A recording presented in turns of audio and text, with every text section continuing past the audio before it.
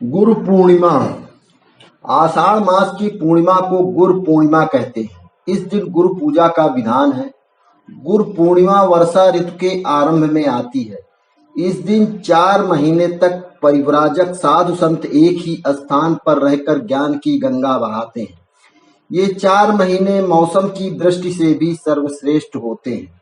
ना अधिक गर्मी और ना अधिक सर्दी, इसलिए अध्ययन के लिए उपयुक्त माने गए हैं। जैसे सूर्य के ताप से तप्त भूमि को वर्षा से शीतलता एवं फसल पैदा करने की शक्ति मिलती है, वैसे ही गुरु चरणों में उपस्थित साधकों को ज्ञान, शांति, भक्ति और योग शक्ति प्राप्त करने की शक्ति मिलती है। इस वर्ष गुरु पूर्णिमा 13 जुलाई 2022 बुधवार को मनाई गई है।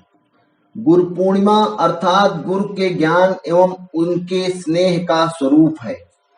हिंदू परंपरा में गुरु को ईश्वर से भी आगे का स्थान प्राप्त है। तभी तो कहा गया है कि हरि रूठे गुरु ठौर है, गुरु रूठे नहीं ठौर। इस दिन के शुभ अवसर पर गुरु पूजा का विधान है। गुरु के सानिध्य में पहुंचकर साधक को ज्ञान, शांति, भक्ति और योग शक्ति प्राप्त होती है। गुरु पूर्णिमा को व्यास पूर्णिमा नाम से भी जाना जाता है, क्योंकि यह दिन महाभारत के रचयिता कृष्ण द्वैपायन व्यास का जन्मदिन भी होता है। वेद व्यास जी प्रकांड विद्वान थे। उन्होंने वेदों की भी रचना की थी। इस कारण उन्हें वेद व्यास के नाम से पुकारा जाने लगा। शास्त्रों में गुरु के अर्थ के अंधकार को दूर करके ज्ञान का प्रकाश देने वाला कहा गया है। गुरु हमें अंधकार से प्रकाश की ओर ले जाने वाले होते हैं।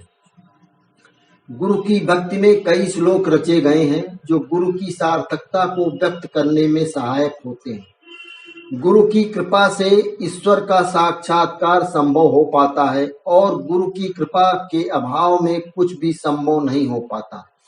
भारत में गुरु पूर्णिमा का पर्व बड़ी श्रद्धा व धूमधाम से मनाया जाता है। प्राचीन काल से चली आ रही यह परंपरा हमारे भीतर गुरु के महत्व को परिलक्षित करती है। पहले विद्यार्थी आश्रम में निवास करके गुरु से शिक्षा ग्रहण करते थे तथा गुरु के समक्ष अपना समस्त बलिदान करने की भावना भी रखते थे। तभी तो एकलव्य जैसे शिक्षक का उदाहरण गुरु के प्रति आदर भाव एवं अगाध श्रद्धा का प्रतीक बना, जिसने गुरु को अपना अंगूठा देने में क्षण भर की भी देर नहीं की। गुरु चंद्रमा की तरह उज्जवल और प्रकाशमान होते हैं। उनके तेज के समक्ष तो ईश्वर भी नतमस्तक हुए बिना नहीं रह पाते। गुरु पूर्णिमा का स्वरूप बनकर आषाढ़ रूपी शिष्य के अंधकार को दूर करने का प्रयास करता है। शिष्य अंधेरे रूपी बादलों से घिरा होता है, जिसमें पूर्णिमा रूपी गुरु प्रकाश का विस्तार करता है। उसमें गुरु अपने ज्ञान रूपी पुंज की चमक से सार्थकता से पूर्ण ज्ञान का आगमन होता है। गुरु आत्मा परमात्मा के मध्य का संबंध होता है। गुरु से जुड़कर ही जीव अपनी जिज्ञासाओं को समाप्त करने में सक्षम होता है तथा उसका साक्षात्कार प्रभु से होता है। हम तो साध्य हैं, किंतु गुरु वो शक्ति है जो हमारे भीतर भक्ति के भाव को अलौकिक करके उसमें शक्ति के संचार का अर्थ अनुभव कराती है और ईश्वर से हमारा मिलन संभव हो पाता है।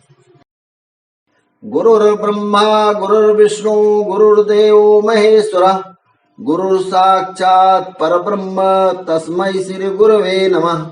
गुरु को ब्रह्मा कहा गया है। गुरु अपने शिष्य को नया जन्म देता है। गुरु ही साक्षात महादेव है, क्योंकि वो अपने शिष्यों के सभी दोषों को माफ करता है।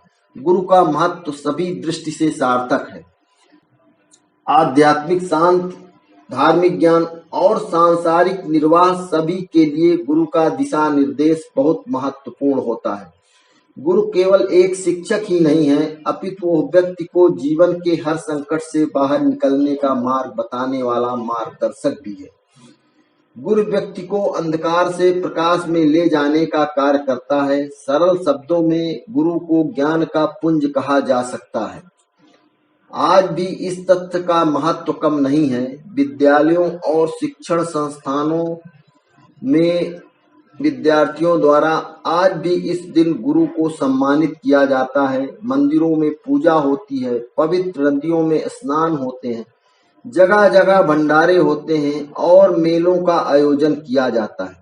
वास्तव में हम जिस भी व्यक्ति से कुछ भी सीखते हैं वो हमारा गुरु हो जाता है और हमें उसका सम्मान अवश्य करना चाहिए। आषाढ़ मास के शुक्ल पक्ष की पूर्णिमा गुरु पूर्णिमा अथवा व्यास पूर्णिमा है। लोग अपने गुरु का सम्मान करते हैं, उन्हें माल्यार्पण करते हैं तथा फल वस्त्र इत्यादि वस्तुएं गुरु को अर्पित करते हैं। एक गुरु पूजन का दिन होता है जो पौराणिक काल से चला आ रहा है। परमात्मा को देख पाना गुरु के द्वारा संभव हो पाता है, इसलिए तो कहा है गुरु गोविंदो खड़े काटे लागू पाए, बलिहारी गुरु आपने जिन गोविंदियो बताए। निवेदन है रोज सुनने के लिए चैनल को सब्सक्राइब अवश्य करें।